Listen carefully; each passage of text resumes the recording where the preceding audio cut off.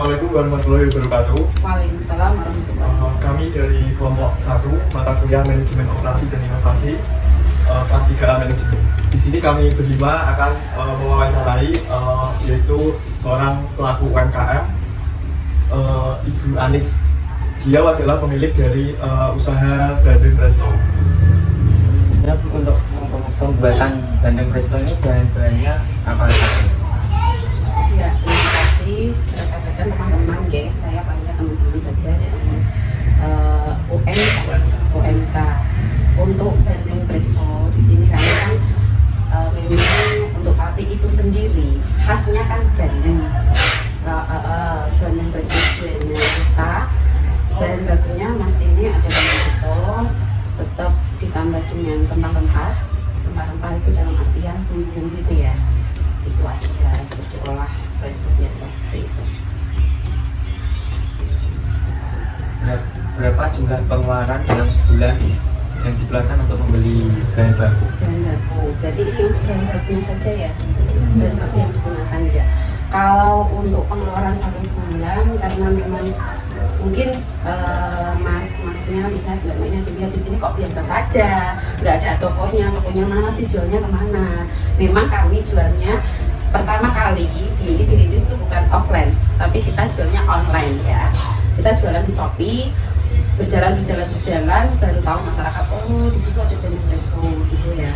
Dan untuk omset, yang tadi yang digunakan bukan omset, berarti berapa jumlah yang kalau untuk pengeluaran 1 bulannya kisaran rata-rata kita buat sekitar 25 juta untuk saat ini ya. Kalau awal-awal tidak seperti itu gitu untuk saat ini. Berarti pengeluarannya itu tergantung dari jumlah produksi Ya. pesanan. Kita kan sesuai dengan pesanan kita setiap hari berapa. Tapi kalau di Shopee kan memang ada gratis ongkir seperti itu bisa meningkat setiap bulannya, pasti ada gratis ongkir. Jadi memang penjualan kita bisa meningkat kalau ada gratis ongkir dari Shopee.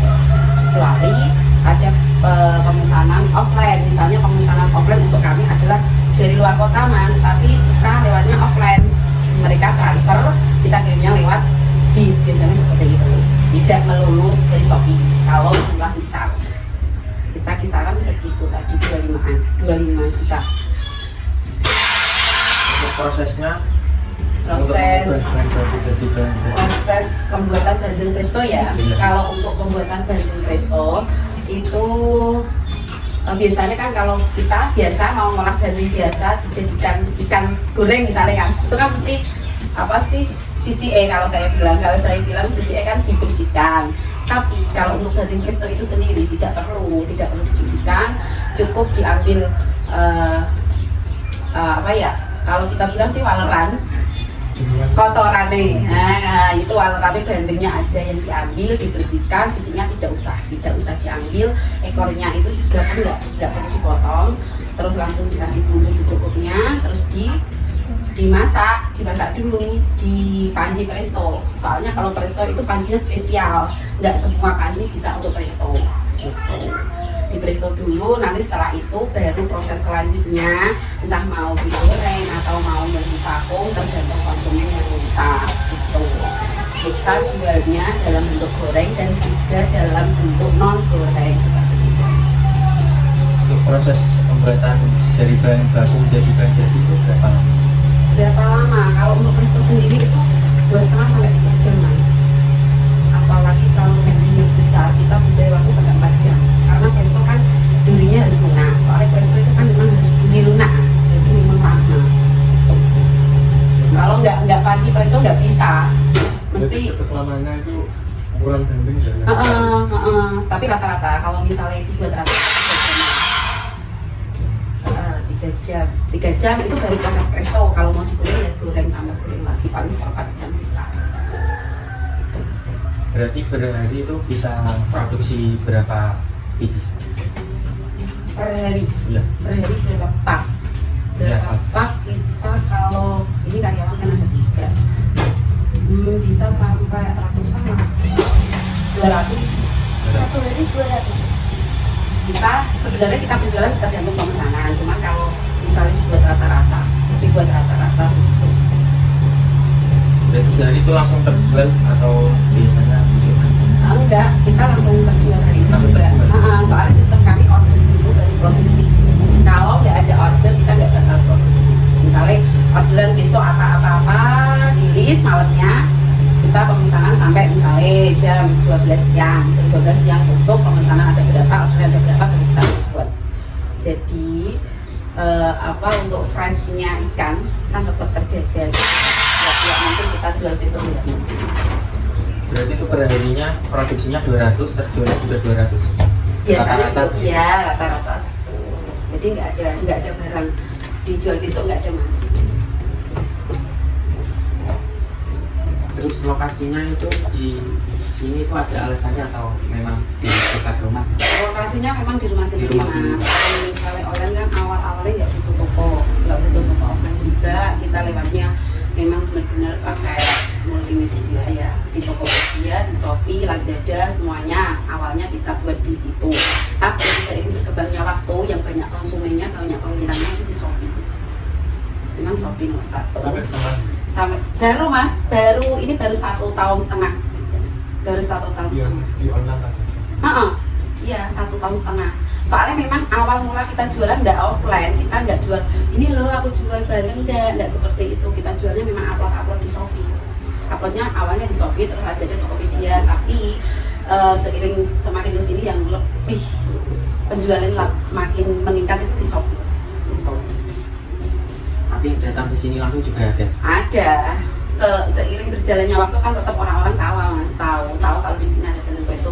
Bahkan mungkin yang dari Shopee itu bisa menghubungi offline. Kalau misalnya mereka mau dijual lagi, misalnya yang dari Semarang, yang dari Jakarta, bisa langsung ke sini.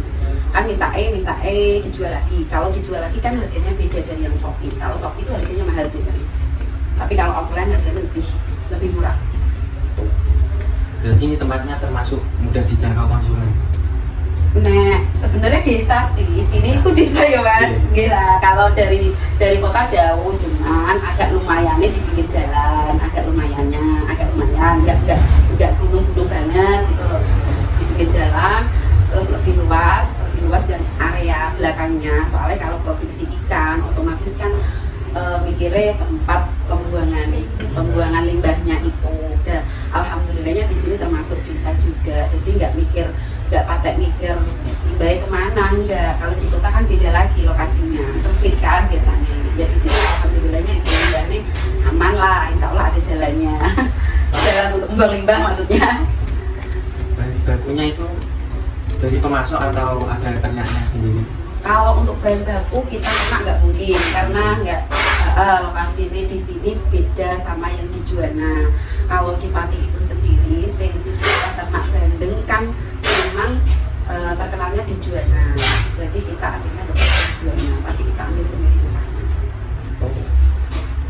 Dari petani bandeng istilahnya, petani bandeng. Kalau di sini kan petani padi ya Mbak Rima. Petani padi kan. Kambingnya berapa kilo atau ton? Kalau sementara tergantung pemesanan juga sih, paling pintal, nggak ton. Kalau misalnya 100 pak itu bandingnya satunya isi 3 kali 100 berarti 300. Kalau 200 pak berarti 600 banding itulah kira-kira loh ya, kisaran. Karyawannya dari keluarga sendiri atau orang lain? Kalau karyawan sebenarnya diutamakan keluarga sendiri, tapi kalau misalnya dari keluarga sudah nggak ada, kita memang ambilnya dari orang lain. Untuk sekarang ada yang dari keluarga sendiri, ada yang orang lain. Jadi dekat ya dari sini rumahnya? Yang paling jauh itu paling 10 menit perjalanan, berapa ya? 4 kiloan, 3 kiloan. Yang paling jauh untuk saat ini. Yang lainnya dekat. Terus untuk proses produksi itu apakah ada karyawan yang dikhususkan untuk mengolah? Ada.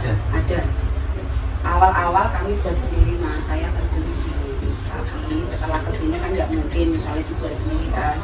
Sekarang kita ada orang sendiri khusus, misalnya yang produksi siapa, yang goreng siapa, yang packing siapa, kita ada bagian-bagian sendiri. Tuh. Berarti setiap harinya itu karyawannya 3?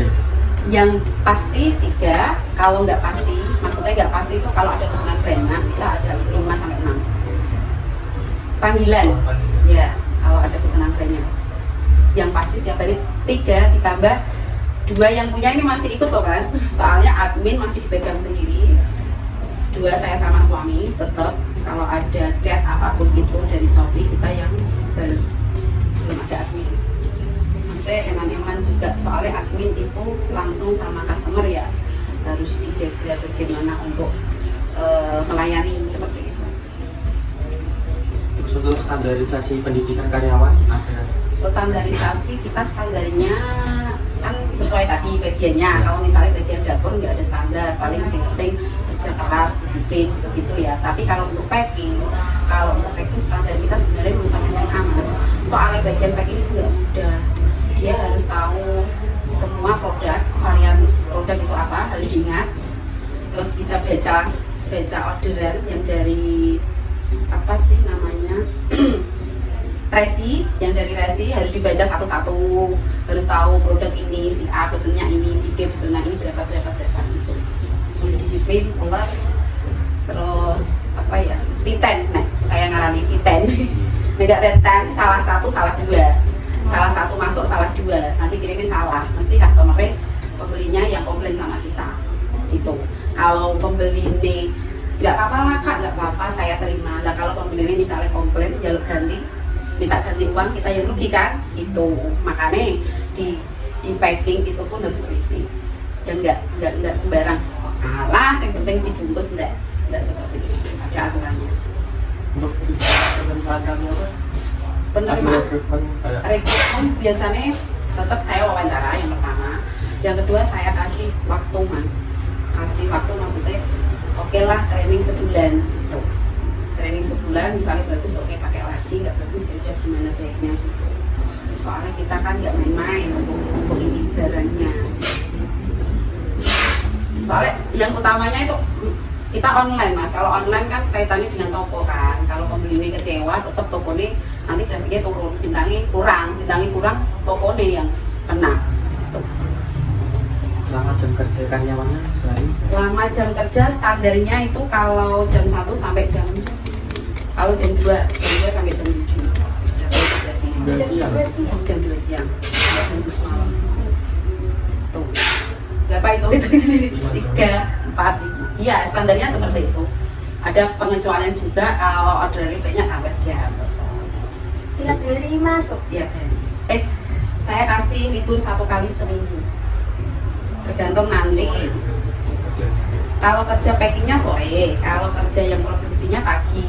Soalnya packing kan ngepasi jam JNT, kita ngirimnya kebanyakan kan di JNT untuk menjaga kualitas barang tadi biar tetap fresh, nggak nunggu lama-lama. Jadi packing langsung kirim packing sendiri, tidak dari pagi. Tapi kalau produksinya pagi, kita mulai produksi ada yang jam 7 pagi, ada yang goreng mulainya jam 10 pagi. Beda-beda. Itu bendingnya tahan berapa lama di perjalanan? Kalau di perjalanan, kalau yang yang presto ya, yang presto untuk vakum kering. Tadi ada contohnya Pak. Yang vakum kering itu bisa sampai seminggu nggak apa-apa. Tapi kalau yang goreng biasa, basah paling 3-4 hari. Kita sampai ke Jepang nggak apa-apa, aman. Ke Hongkong aman. Untuk oleh-oleh sana aman. Pernah ngirimnya ke Jepang, ke Hongkong, ke Singapura. proses distribusi berarti sampai 1 minggu. Yang ke mana itu? Bisa ke Jepang 1 minggu sampai Yang luar Sebelum 1 minggu udah nyampe 4 hari biasanya. Kalau ke Jepang seminggu, tapi kalau Hongkong 4 hari. Kemis saya kirim pagi, Minggu pagi nyampe. Itu ke Hongkong. sampai luar negeri berarti. Yes. Presto ya itu. Ordernya dari Presto. Ya presto, tak. Untuk yang lain-lain cuman pelengkap Mas, ada kepala manyong, asap-asap itu pelengkap. Istilahnya pelengkap itu di toko kan biar nggak sepi ya, dikasih pelengkapnya itu tadi. Yang populer presto karena memang kita orang Pati terkenalnya presto juana, walaupun nggak di juana pun presto juana. Presto di sini sama presto daerah yang lain juga kami beda, nggak tahu itu karena apanya ya, airnya apa tanahnya nggak tahu, beda presto. Itu kan banyak, Semarang ada, dari Jombang ada, banyak, tapi terkenalnya presto juana, Pati, dari Pati. Kalau misal ada rekrut karyawan baru itu dikasih pelatihan dulu atau? Pelatihan mesti tetap diajari, nggak misalnya baru walaupun dia pinter, misalnya pinter apa awalnya kan pernah kerja misalnya, tapi kalau nggak pernah pegang bagian presto bandeng dalam artian masak bandeng, yang kedua misalnya bagian baking kan harus dilatih dulu seminggu paling enggak, seminggu baru paham, baru ngerti. Untuk gaji karyawan ini per bulan atau sesuai produksi? Per bulan mas. Per bulan. Tepat berapa? Kita ada standarnya cuman karena kita produksi makanan, jadi kalau misalnya banyak lemburnya kita kasih tambah gitu. Sistemnya seperti itu. Ya, kalau misalnya omset kita naik ya tetap ada bonusnya, tapi nah omsetnya gitu-gitu aja deh, ya gitu-gitu aja, standar lah. Per karyawan itu gajinya nyampe berapa? Itu gaji karyawan. Iya. Gaji karyawan sekitar ya rata-rata aja ya, rata-rata kalau standar nggak ada jam tambahan 800, 5 jam lah ya. Kalau di sini biasanya kerjanya kan kalau misalnya toko berapa jam, 8 sampai sore sampai malam kan, tapi kalau saya mikirnya setengah hari aja nggak apa-apa, sementing beres urusannya gitu, sekitar gitu. Tapi bisa nyampe sejuta kalau ada apa pesanannya banyak. Kalau di lingkungan kerja sini sama karyawan itu saling Bantu. berbagi pengetahuan gitu loh Bu. Kan biasanya ada yang packing, terus ada yang goreng, ya yang goreng tuh juga ngasih ilmu ke yang packing atau sebaliknya? Biasanya itu sesuai bagiannya mas, sesuai bagiannya. Tapi mereka harus ada kesinambungan, soalnya kan yang goreng, yang produksi di dapur misalnya kan, ini barangnya apa, ABC kan harus dikonfirmasikan sama yang packing gitu. Kalau berbagi pengalamannya ya beda sesuai bagian masing-masing, cuma harus koordinasi ketika bekerja gitu aja. Karyawan itu dilatih nggak bukan? Kan kerjanya di sini packing, bergaring itu nggak dilatih kayak bikin usaha sendiri atau gimana gitu? Kalau itu nggak sampai seperti itu mas, nggak sampai, belum. Kita kerjanya bareng-bareng di sini, kerja sama. Kalau untuk memajukan usaha ini, itu karyawannya juga menyumbang ide atau dari ibunya sendiri gitu? Untuk selama ini nggak ada karyawan menyumbang, Nggak ada. cuman dari kami pure, dari kami pribadi, bagaimana cara omsetnya naik, paling-paling cuman kalau untuk karyawan kita ini loh, kita kasih review misalnya, ini ada yang komplain loh, ini ada yang komplain sekian, berarti yang salah bagian packingnya. Kalau misalnya komplainnya basi misalnya, berarti yang salah apanya, bagian produksinya apa packingnya, paling kita review seperti itu. Tapi kalau untuk ide pemasaran dan sebagainya itu pure dari kami. Murni bagaimana cara pengemasan, bagaimana cara pengiriman, bagaimana meningkatkan omset dari kami. Terus untuk perubahan lingkungan kayak ini kan lagi COVID, itu terdampak atau enggak? Ini sebenarnya muncul karena COVID. COVID. Maksudnya usaha ini muncul karena COVID. Kami terdampak COVID, terus bingung. Soalnya suami kebetulan musisi mas. Kebetulan musisi, pada saat COVID dia bisa pentas. Terus muncul ide apa ya, jualan online udah ini.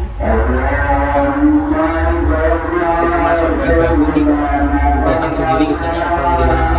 Kita cari soalnya kan milih yang fresh gitu. Terus yang dipertimbangkan waktu memilih bandeng apa aja selain fresh? Dan itu ya dipilih tetap kita yang dibutuhkan apa bentuknya seperti apa, jadi besar kecilnya itu juga beda-beda ukuran size-nya.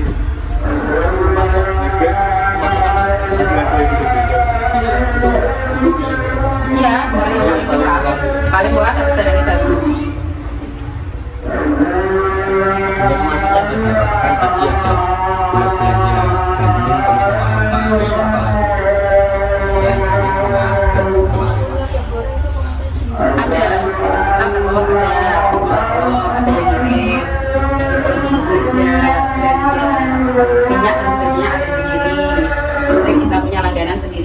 ada lah, ada. Nanti ya komunitas Belanjanya itu setiap berapa minggu sekali? setiap hari Mas. Oke. Berarti bahan bakunya itu tidak di stok di gudang gitu. Soalnya gini, untuk resto itu kan tidak bisa di stop ya. Kita beli yang fresh mana dari semua, jadi harus setiap hari belanja. Berarti produksinya itu pagi, packingnya siang. Betul. Produksi 6 bulan itu, soalnya kan nggak sekali jalan langsung karyawan makan bareng. Ya, ada masak dulu, nunggu dingin dulu, baru packing. Sarana transportasinya apa? Pas distribusian atau pas dari Sarana transportasinya itu pas bawa jami itu pakainya dari sini pakai dijemput. tergantung, kalau misalnya banyak dijemput pakai pick up mobil, dijemput mobil. Kalau untuk packingnya itu buat desain sendiri atau dari Nggak bisa sendiri. suaminya atau ibu? Yang ngapain nih? Yang desain. Suami. Soalnya kita tim, saya sama suami itu tim, nggak mungkin saya sendiri. Saya itu paling banyaknya yang di lapangan, tapi kalau suami paling banyak di depan komputer. Depan komputer otak atik IT-nya semuanya suami. bikin admin. Bagaimana pemasarannya? Iya itu suami. Saya urus semua. Tapi kalau pasar saya.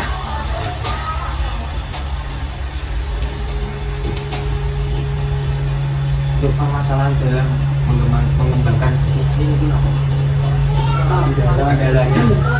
Kendala ini untuk sekarang kita tetap bahan baku, karena bahan baku itu kan tergantung alam. Misal hujan, angin, petir itu mesti nggak ada. Soal petani ini nggak ngambil, nggak panen. Jadi kita bingung mau cari kemana. Padahal bisa Ada langsung. bensin gitu juga. Ya itu termasuk kemarau pun susah. Soalnya kan sama alam ya. Ya tergantung alam.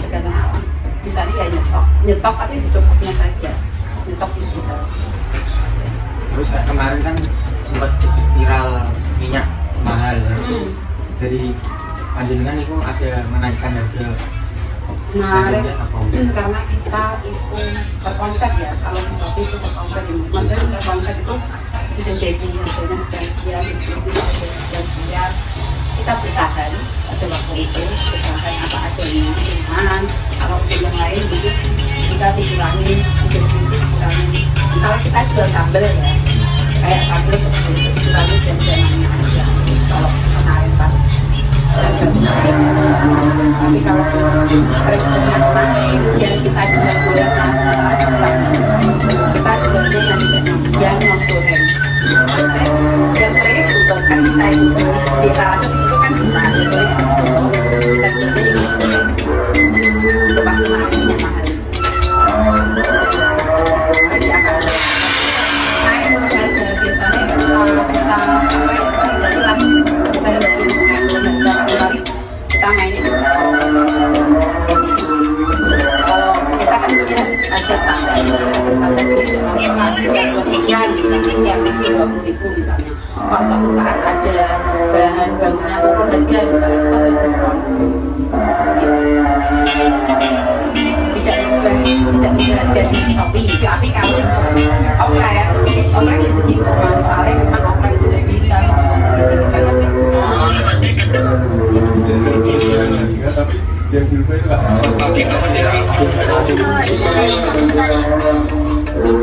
tapi kalau udah goreng pas kemarin naik terpaksa naik tapi nggak permanen gitu, paling cuma udaranya ini tiba-tiba soalnya sering hujan banjir gitu. Kadang-kadang tercancel juga karena nggak ada bahan baku, misalnya hari raya tanahnya libur, pesanan banyak, nggak bisa ambil barang, itu di cancel, dibatalkan, pesanan dibatalkan. Itu pengajarannya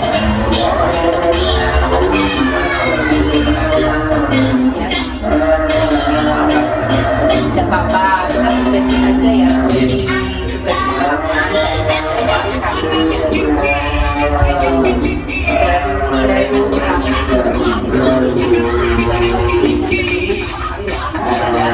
mungkin baru bisa saya maksudnya mas